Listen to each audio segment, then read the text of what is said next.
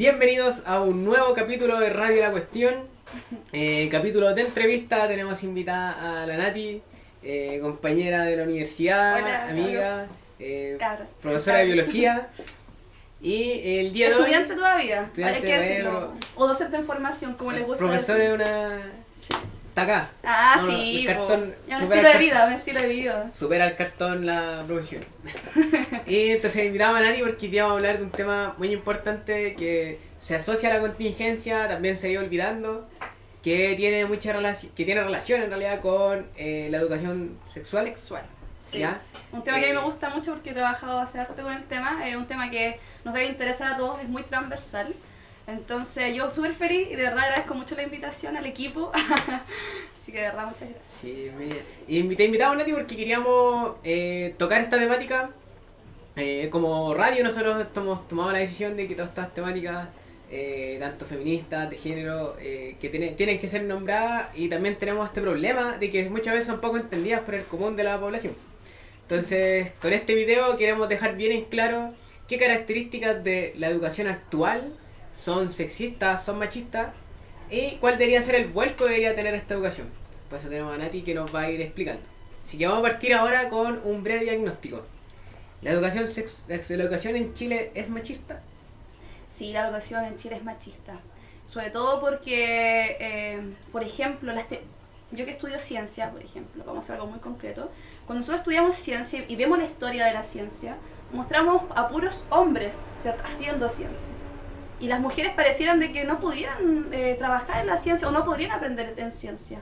Entonces los ejemplos que utilizamos en algo muy puntual como la ciencia no incentivaban que las mujeres, por ejemplo en Chile o en la escuela, no desarrollen ciencia, como que algo muy de hombres hacer. Como que siempre está el tema de que los hombres son muy lógicos, ¿cierto? O no hacen entender que los hombres son muy lógicos y las mujeres somos muy emocionales, como que hacen siempre esta segregación. Entonces típico que una mujer tiene que ser buena para, no sé, para kermés, tiene que ir a bailar, ¿cierto? Tiene que hacer dibujos, tiene que pintar, tiene que ser buena quizás en castellano. En cambio los hombres no, los hombres tienen que ser buenos en deporte, en matemáticas, ¿cachai? Entonces siempre hay una segregación y siempre se espera mucho de que los hombres hagan una cosa y que las mujeres hagan otra. Entonces la mujer la va a ir en matemáticas, no importa porque eres mujer, ¿te fijas? Entonces los desafíos que tú ves en el aula no desafían a las mujeres a que puedan ser más, ¿cachai? Ir más allá. Claro, efectivamente, sobre todo pensando que la educación finalmente es el reproductor de la sociedad, pues entonces vemos cómo en los mismos cursos la división de los roles que se van dando siempre son así como calcados, pues como que las mujeres son como tienen que preparar los bailes, como decís tú, los hombres preparan como lo más técnico. En artes, por ejemplo, no pone una mujer en el grupo porque porque le quedan más bonitas las cosas. Es como muy transversal, como que los roles, todavía la escuela tiene estos roles muy marcados, imagínate, o sea, uno piensa que la sociedad va cambiando durante el tiempo, pero sigue siendo como yo salí hace harto igual del colegio, y creo que sigue perdurando, y lo peor de todo es que ahora hay como una cierta violencia en que las mujeres se dan cuenta y los compañeros como que tampoco hay una como ser solidarios, perdón, la verdad, ¿cierto? Que no son solidarios con entender lo que sucede, ¿okay? Tampoco un ataque a los compañeros, pero entendamos el ambiente que se está produciendo en la escuela, que llega a ser violento, y por eso después sentimos este ambiente tenso en la escuela, ¿okay? Claro, efectivamente. Ahora también dentro de la escuela tenemos por una parte el tema de los roles que van reproduciendo esta temática sexual, pero también en cuanto como al equipo de tanto de los profesores, directores, auxiliares, ahí también tenemos otro reflejo más de lo sexista y machista que se vuelve como la misma educación, pues en vista de que la cantidad, por ejemplo, de directores son muy bajas, y si llega a haber una directora, generalmente todo el equipo detrás son hombres. Sí. Así es. Y de hecho, o de repente siempre es orientadora. Es súper raro que sea orientador también. ¿Sí? Por ejemplo, te he fijado que es como la orientadora, pero el director. ¿Te fijas? Entonces como que pareciera que hasta la estructura de la escuela como gestión, los roles también estuvieran muy marcados. O el rol, por ejemplo, que cumplen los inspectores. También. Que también suele ser como un rol que ese como del represor, como que paqueador, digamos, paqueador, ¿cierto? Como que son cargos como que dicen, tiene que ser un hombre porque él es como el que realmente, la inspectora no, ella es blanda. Claro. Y claro, y hay cierto como aprovechamiento, pareciera, es como ya, si es la inspectora, pero el inspector, ¿está bien? Claro, sí, mira el inspector. Mientras está la inspectora no podemos... Claro, como que, oye, de verdad que cuático la autoridad, cómo se produce en la escuela con cargos súper tan puntuales. Como que la idea también es hacer la invitación a que la gente, cuando vea el programa, también recuerde y diga, oye, de verdad en la escuela pasaba esto, ¿cachai? Claro, o también la división que va a estar finalmente en que uno siempre tuvo más profesoras en básica, pero a medida que vas avanzando a la media, pasan a ser puros hombres. Como el concepto maternidad en la básica, te fijas, como que son tías. Ni siquiera como la profe, es la tía, ¿cachai? O la mami, no sé, po. Y la media es como la formación, porque siempre se piensa de que los niños como que ya en la media están como la formación de individuos que quieren ser profesionales, porque siempre en la escuela a veces se ha visto como que los cabros sean después profesionales. Y sí, pues siempre hay hombres dentro de ese margen. Cuando pasan a esa etapa. Ahora, si bien la escuela deberían contar la escuela ya entiendo por las últimas leyes con una educación sexual como propiamente tal, parte del programa, así ya como un tema que tienen que hablar más allá de como el contexto que se da. Lo que pasa es que la historia de Chile de la educación sexual, en Chile sí hubo educación sexual antes de dictadura, sí hubo educación sexual y de hecho había escuela para padres, ¿te fijas? Entonces la educación sexual era desde primero hasta cuarto o humanidades que se llamaban en ese tiempo. Había educación sexual y había educación para padres, entonces era muy transversal, estaba establecido. Y después de dictadura, bueno, la educación sexual se quitó y solo se hablaba de salud sexual. Y salud sexual solamente desde el lado de la reproducción. ¿Te fijas? Entonces, por ejemplo, ahora la contingencia habla de educación sexual, solo hablamos de educación sexual porque decimos que aumentó, por ejemplo, el VIH en Chile. Y ahí decimos, oh, ¿y dónde está la educación sexual? No sé, pues aumentó el índice de niños menores de edad que tienen hijos. Oh, la educación sexual que está haciendo. Pero la educación sexual apunta a muchas más demandas y durante el desarrollo de las personas. Yo por lo menos soy muy creyente de decir de que la educación sexual forma seres integrales en la sociedad. Yo creo que la sociedad en Chile es una sociedad ignorante en base a la educación sexual, porque yo siempre cuento la anécdota cuando, por ejemplo, voy a carretear o voy a juntarme con alguien y yo digo que trabajo en sexualidad o que me gusta la sexualidad. Todos me dicen, de verdad, y como que tiran así como, oye, ¿en serio te gusta la sexualidad? Y yo digo, no, pero claro, no lo vean como sexo, porno, ¿cachai? Sí, ¿cachai? Y es como, ya, pues, pero dime una receta, ¿cachai? No sé, practiquen, o sea, piensan que tengo como el Kama Sutra en la cabeza, ¿cachai? No es así, la educación sexual y afectividad, que siempre lo recalco, es el punto de, primero, reconocernos. La identidad de los jóvenes está súper influenciada por las redes sociales, ¿cierto? Los mitos que salen en estas redes sociales. De repente tú ves artículos que son súper poco creíbles, que dicen, no sé, por temas de sexualidad puntuales, por ejemplo. El tema del alcohol, por ejemplo. Mira, voy a contar una anécdota así súper breve. Me pasó una vez haciendo una actividad con jóvenes. Yo les hago hacer relatos que ellos consideran eróticos. La idea es que ellos pudieran construir una historia erótica. Y me pasó una situación donde una persona, un estudiante, me puso el ejemplo de que él necesitaba prácticamente emborrachar a la chica que se quería conquistar para que ellos pudieran tener, por ejemplo, relaciones ya sexuales. Entonces yo quedé igual así como impactada, igual, pues, porque te decía así como, ¿de dónde sacan, cierto, de que el alcohol tiene que estar metido en esta situación? Y más encima, viendo de que cómo le baja también la visión a la otra persona, o sea que tenga que prácticamente emborracharla para poder relacionarse con personas. La inhibición de los sentidos, ¿cachai? Entonces, para llegar a un objetivo. Sí, pues entonces tú decís, wow, si hago un diagnóstico, los chicos manejan, y todos como sociedad manejamos muchos mitos sobre la sexualidad. Muchos mitos. Claro, y efectivamente la educación de la escuela deja bastante que decir en esa temática, sí, ya que ha tenido un vuelco, según por lo que se ve, como no al embarazo adolescente, claro. Pero además... Lo ven como una situación de riesgo, dicen, oye, tratemos de que la educación sexual evite que los jóvenes tengan hijos menores de 18 años. Pero ¿qué pasa cuando estas personas, por ejemplo, tienen hijos? ¿La escuela resguarda a estas madres, a estos padres en este caso? ¿Resguarda? Claro, no hay ni una... No, pues o sea, los chicos pueden seguir continuando su educación. Y más encima, claro, porque ellos piensan de que la compañía, si tuvo un hijo, es un mal ejemplo para sus compañeros.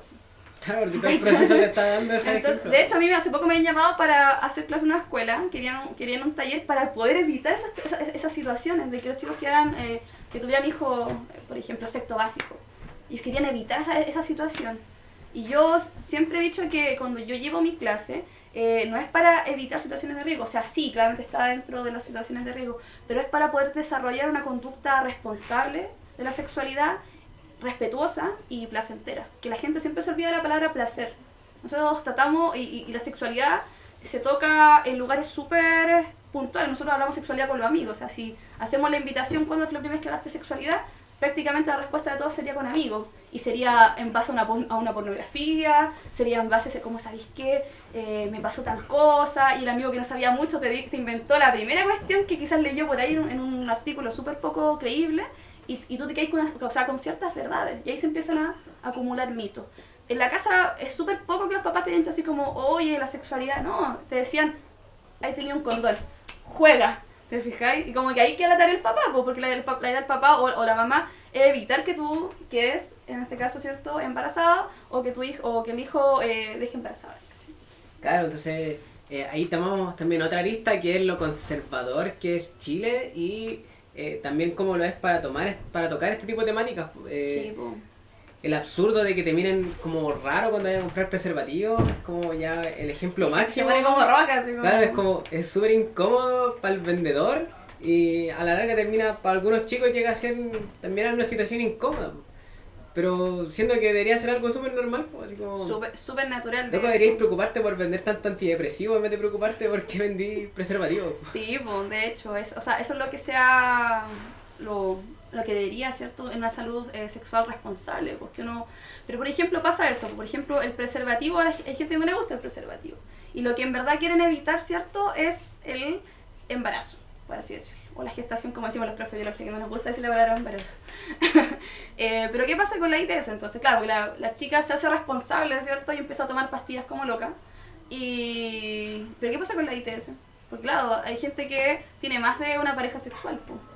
Entonces, ¿qué pasa con ese cuidado? Entonces, claro, le prestamos atención a una cosa, pero la otra se nos olvida. Entonces, la educación sexual tiene que ser transversal para todos estos temas, no solamente, como dije, a la contingencia que sale, porque la gente, tú veis la prensa sensacionalista, ¿cierto? Aumentó el VIH, entonces todos dicen, ¿y la educación sexual dónde? ¿Cachai? Y después está la discusión de que si la educación sexual debe ser en la casa, en la escuela, yo digo en todas partes, o sea, tanto en la casa como en la escuela. Pero ¿cuál es el gran problema? No hay docentes capacitados para hacer una educación sexual y afectiva. Porque, por ejemplo, el profe de biología nos meten la responsabilidad, ¿cierto?, de nosotros meterla dentro ahí del currículum en segundo medio, hablar de sexualidad. Y cuando tenés 4 clases para la sexualidad es súper poco. Tuve una experiencia en la Freire, donde yo trataba de que el ambiente fuera bastante cercano, amigable, tirábamos la talla, pero siempre no perdiendo el foco de que es súper importante la educación sexual. Y de repente me llegaban mensajes de estudiantes que tenían ciertas dudas o tenían retraso, por ejemplo, tal cual. Y yo le decía, pero ¿dónde está tu mamá? No le contaba a mi mamá. Entonces imagínate la poca confianza que tienen los estudiantes en su casa para poder hablar esos temas así tan importantes. Y yo digo, chuta, yo soy igual una ajena dentro de su hogar, pues. O sea, bacán que tengamos la confianza. Claro. Pero tú te ponías a pensar, ¿qué pasa hoy en día con la educación sexual? En la casa, en que se puede hablar cotidianamente. Y además que, claro, efectivamente genera alguna confianza con el profesor, pero nunca va a ser la total. Pues entonces, hay algo que todavía no está hablando y que la persona con la que podría hablar, que es su familia, no está disponible. Y quizá tampoco, es que insisto, quizá la sociedad en Chile no está capacitada para la sexualidad. Todos podemos tener dudas y es bacán que podamos resolverlas, pero la pregunta, ¿hay docentes preparados en la educación hoy actual que puedan hacer un ramo que se aparte de la biología o se aparte de orientación y que diga, vamos a hacer un ramo de sexualidad y afectividad? Están recién saliendo magíster en universidades que estoy revisando del magíster sexualidad y afectividad, pero recién, pues, o sea, imagínate, llevamos atrasado mucho tiempo en que salen personas del colegio pero que nunca tomaron el tema de educación sexual y lo aprenden, sí, en la experiencia se aprende, pero a veces súper perdido. Y a todos nos pasa, de repente hay cosas que yo digo, esto yo de verdad no lo sabía, de repente veo como, no consideré este punto. Yo, por ejemplo, cuando empecé a meterme en la onda de aprender educación sexual, yo igual me redescubrí como individuo, igual, pues, como descubrí la identidad, temas que se tocan como género, el tema del machismo, ¿cierto?, del feminismo, de la educación sexista, de los roles de género, que es súper, cuando tú te haces conciencia, te das cuenta de que viví mucho tiempo en eso. Encerrada, que de repente tú hay cosas que a veces normalizamos muchas cosas, naturalizamos muchas cosas. Y la idea es que la sexualidad, no digo que sea la respuesta a todos los males, tampoco, no. Pero la sexualidad, por lo menos la que yo trato de trabajar, es generar cabros críticos que puedan hablar de la sexualidad, que puedan respetar al otro. ¿te fijáis? El afecto, por ejemplo, hablar del amor. De repente los cabros pololean y no saben qué significa pololear, qué significa establecer una relación, por ejemplo, ¿cachai? No sé, de verdad, cuando establecemos relaciones, tienen que ser relaciones exclusivas, como que, no nos cuestionamos cómo nos relacionamos con las personas. Y por eso también aparecen ejemplos de violencia en la pareja. O sea, aprendemos de respetar el espacio del otro, de lo que significa relacionarnos realmente con el otro. Y yo creo que la educación sexual puede, no sé, establecer espacio en que podamos analizar y discutir y transformar también, y reconstruir ese pensamiento. Claro, efectivamente hay varios conflictos que se reflejan ya a los adultos que podrían haber variado mucho con lo que se hubiera hecho en la escuela. Desde ahí entonces, por eso es la importancia que nosotros, bueno, como profesores que le damos a la escuela. Entendemos que si bien la escuela es un espacio más en el cual se desarrollan las personas, también se ha vuelto también el espacio de socialización y de construcción de sociedad. Sí. Desde ahí también el tema de las tomas feministas que se han estado levantando. Y un saludo a las cabras, aguante y fuerza ahí también. Sí, eso es lo muy contingente. Hay universidades que están ahí tomadas, ¿cierto? Utilizar el espacio por compañeras que quieren darle el espacio a algo que ya no se tiene que invisibilizar más. Claro, y efectivamente si se está replicando en la universidad violencia que va a quedar para lo que sigue. Como sociedad en general, ¿cierto? Somos una sociedad que cada vez está aumentando el número de profesionales y el tipo de profesionales que estamos formando nos debería alarmar. Si estamos formando profesionales con esas características, lo que se puede venir puede ser mucho peor. Claro, es el momento de ponerle el alto. Exactamente. Y desde ahí entonces como retomar estas temáticas de una sexualidad bien desarrollada, que se entienda lo que tienen que hacer, porque ni siquiera hemos pasado el tema de la ETC, que es un tema ya, eso sí que es invisibilizado, como que se habla solamente del SIDA, pero porque es una enfermedad que no se les nota a la gente. Entonces como que las personas con SIDA pueden convivir y como si no cuentan, nadie sabe. Claro. Pero ¿qué pasa con otras enfermedades que tienen manifestación en el cuerpo? Claro, o sea, ¿dónde está nuestra salud sexual? Entonces ahí hay el desconocimiento, no se conocen las situaciones, llega a ser un problema incluso contarlo, como ir a atenderte, está la vergüenza de ir a un lugar donde te atendí. O por ejemplo la transparencia entre las parejas sexuales, o sea, tú decís, ¿sabes qué? Tengo esto, tal cosa, tal punto. Y la vergüenza que te diga la pareja, porque siempre se piensa de que la gente es promiscua, porque ese es el concepto, como que la gente es promiscua por tener cierta ITS. ¿Cachai? Entonces, claro, la gente cuando tú planteas una educación sexual, la gente dice, no, es que vamos a formar gente muy liberal, que van a ser muy promiscuos. No, queremos gente de que, o sea, tú a un joven que tiene 12 años no le vayas a impedir que tenga sexo. ¿Cachai? Es como decirle, no hagas esto, lo va a hacer con mayor razón. ¿Cachai? Pero que lo haga informado. Eso queremos, personas que sean críticas, que sean conscientes de sus acciones. Y que disfruten, si la sexualidad es para disfrutar. O sea, la idea es que trabajemos el placer y pocas personas trabajan el placer. Y de repente si incluso le quitáramos todos estos como mantos que tiene, quizás incluso menos chicos iniciarían antes, pues, como que se lo tomarían con mayor, como que le darían otro rol, o se darían cuenta que ese tipo de placer lo pueden obtener de otra forma. El otro día vi una foto, no recuerdo, en internet, que la encontré muy buena. Decía de que como para tener un sexo con una persona no había que tener la mente llena de pornografía, sino de empatía. La encontré maravillosa, de verdad. Creemos que la pornografía nos educa harto. No digo que no podamos disfrutar la pornografía, pero entender de que mucha de la pornografía que se consume es súper una caricatura.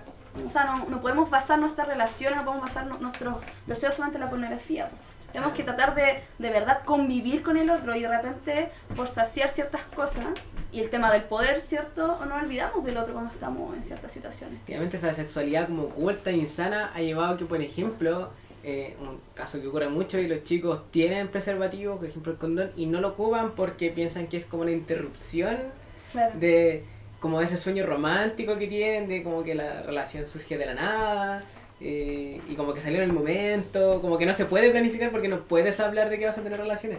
Exacto. Es como ese tipo de absurdo se desarrollan por una nueva educación. Entonces, por eso nosotros le damos la importancia de que se tiene que conocer el tema, porque primero no estamos en contra con que los chicos empiecen a jóvenes su inicio sexual, todos estamos a favor o en contra, da lo mismo, libertad a cada uno.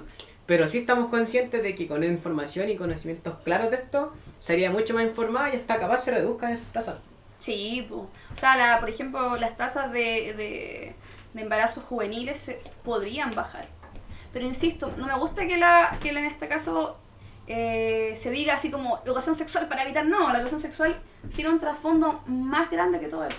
Claramente abordaría esa, por así decirlo, problemática, pero va más allá de todo eso. De verdad que va más allá de todo eso. De verdad que siento que la sociedad hoy en día sea un poco enfermiza de ciertas cosas. Consumimos mucha televisión, una televisión que está hipererotizada.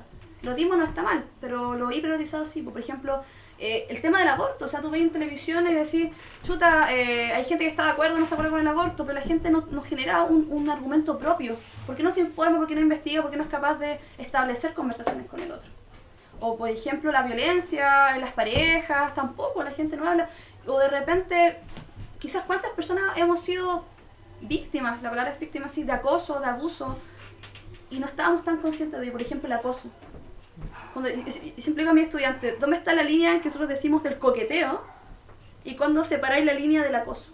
Y a los estudiantes les cuesta, y quizás mucha gente teniendo mucha edad les cuesta diferenciar cuando yo estoy siendo transgresor de la otra persona. ¿Podemos situarnos en esas identificaciones? Y digo, entonces la educación sexual nos permitiría este espacio en que podemos desarrollar todas estas dudas y generar personas que de verdad sean conscientes de lo que están haciendo. ¿Cachai? Perfecto. Entonces, ahora vamos a hacer una breve corte y vamos a pasar ahora ya de otro lado más propositivo, siempre la radio. Sí, le vamos a poner ahora ¿no? la cara feliz de la situación y vamos a hablar entonces cómo sería una propuesta y sobre todo enfatizando en el tema de afectividad, que es el tema que ya como siempre te apasiona. Sí, la afectividad todo el rato. Entonces vamos a un breve corte y continuamos. Empezamos nuestra segunda sección, seguimos con la Nati, que vamos a conversar ahora.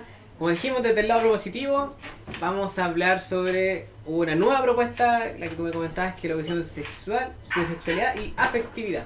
Exactamente. Vamos de partida con lo que a mí me generó harta sorpresa, pero mucha alegría una vez que entendí más o menos de lo que se trataba, de qué es la afectividad. ¿Por qué la afectividad tiene que incorporarse en la educación sexual? Bueno, lo que estaba comentando antes que partiéramos este programa conversando, que yo decía de que estamos con adolescentes, por ejemplo, o estamos con, o sea, hablemos desde la escuela ya, estamos con personas que se están desarrollando, que están sucediendo, o sea, se están impresionando de su cambio, están conociendo el mundo, generan impresiones, están generando identidad, y eso contiene muchas emociones que no pareciera que no nos hacemos cargo en la escuela de las emociones de los jóvenes. Además con sus cuerpos ya, claro, o sea, mujeres con su primera menstruación, hombres con poluciones nocturnas, entonces exactamente, hasta un cambio físico claro, y de repente necesitamos ponerle más ojo a las emociones, como ya hemos dicho. Yo por lo menos estoy tratando de enfocarme en el autoestima. Yo pienso que la educación sexual puede generar que las personas se conozcan, que validen lo que les está pasando en su proceso personal. Insisto, por ejemplo, el tema trans. O sea, le damos espacio quizá a personas que están viven un mundo interior muy oculto de lo que la gente ve y no tienen espacio para resolver dudas. Imagínate la emocionalidad que está ahí encarcelada, así como guardada. Entonces, yo creo que si le damos espacio a la educación sexual, podemos generar personas que tengan mejor autoconcepto de sí misma. Eso es lo que yo planteo desde la visión de la educación sexual y afectividad, de poder dar el espacio a lo que sentimos, a generar actividades en que podamos conversar de lo que nos acontece, o sea, qué nos pasa con tal tema, porque tú hablaste del cuerpo, por ejemplo, en biología se toca la fisiología del sistema, ojo, reproductor, y yo digo no, reproductor y sexual, porque no todas las personas nos relacionamos para reproducir, para tener hijos, y eso no tenemos que verlo solamente desde el lado de la reproducción. Entonces, así como primero hacemos un gran stop ahí y decimos, no, mi cuerpo no solamente es para reproducirme, sino también para relacionarme, para poder compartir conmigo misma, para poder compartir con los otros, ¿te fijáis?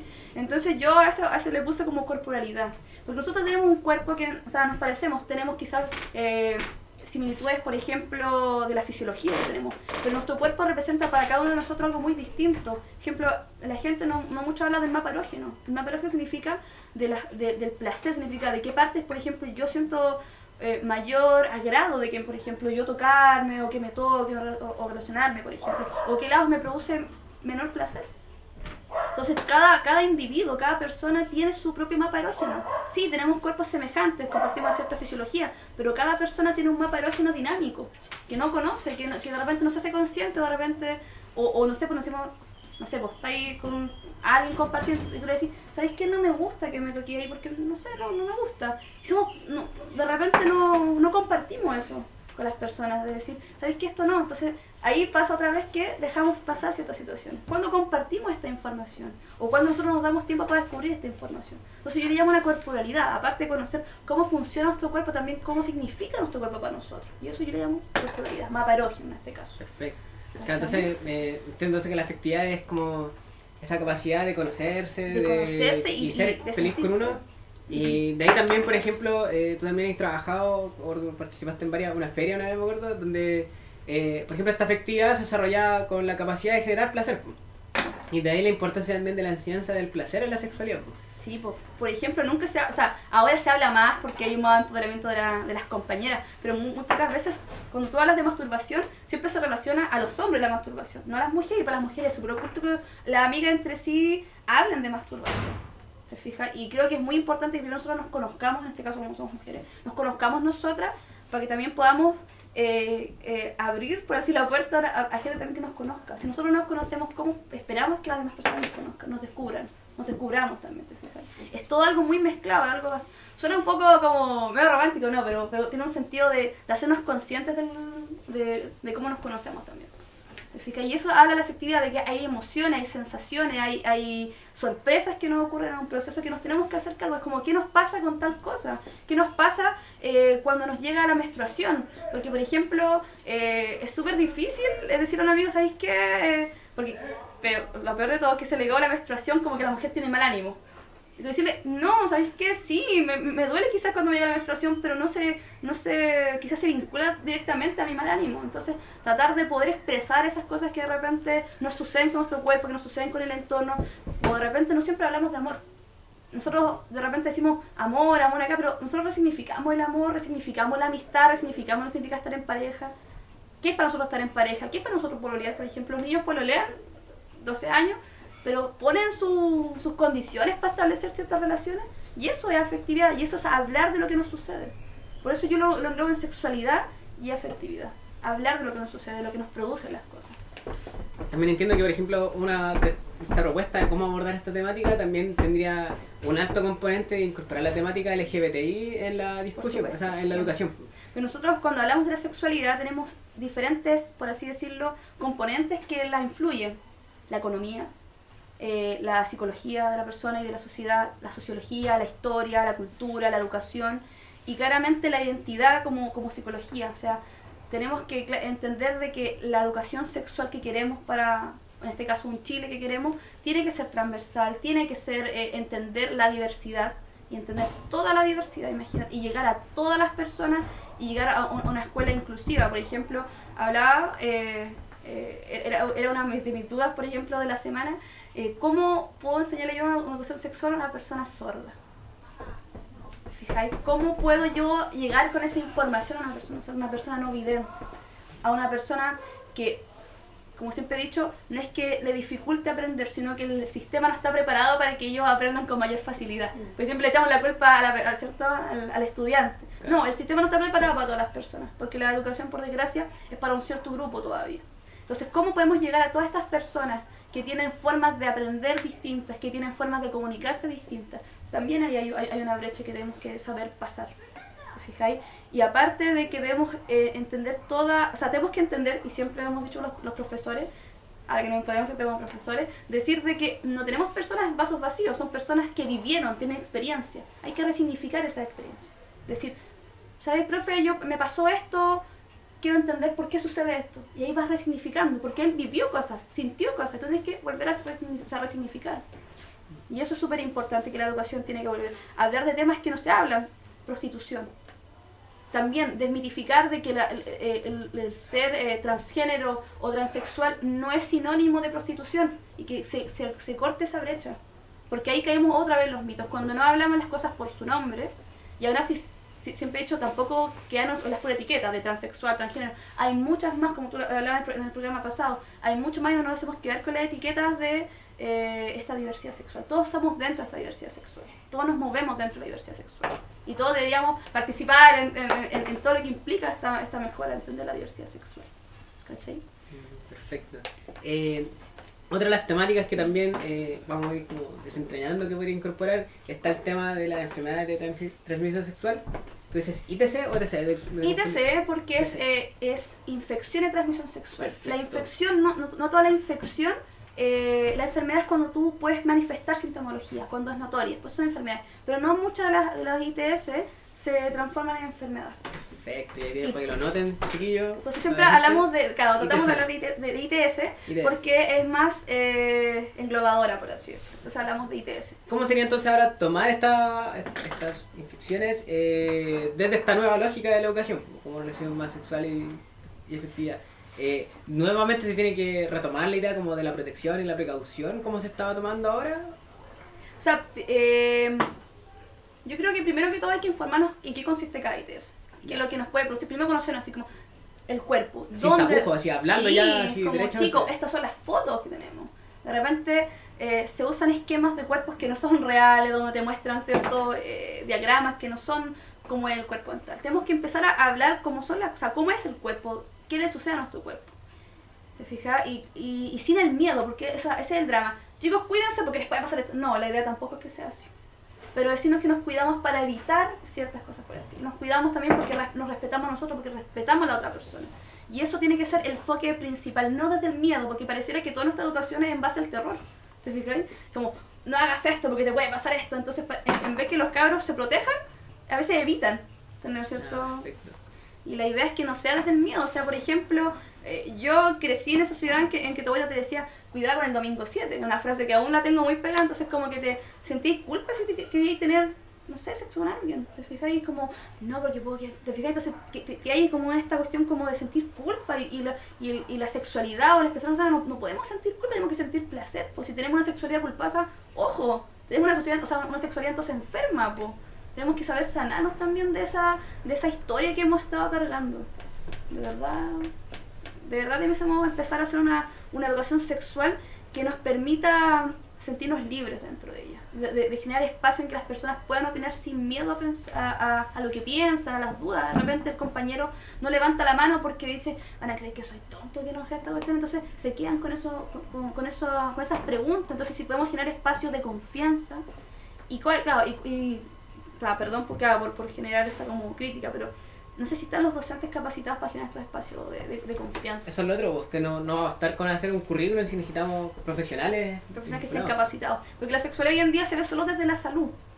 Y esta postura de la afectividad puesta que la educación también se hace cargo del analizar, del conversar. Eso es la afectividad. No solamente desde el lado de qué le pasa a mi cuerpo, sino cómo me siento con lo que estoy viviendo.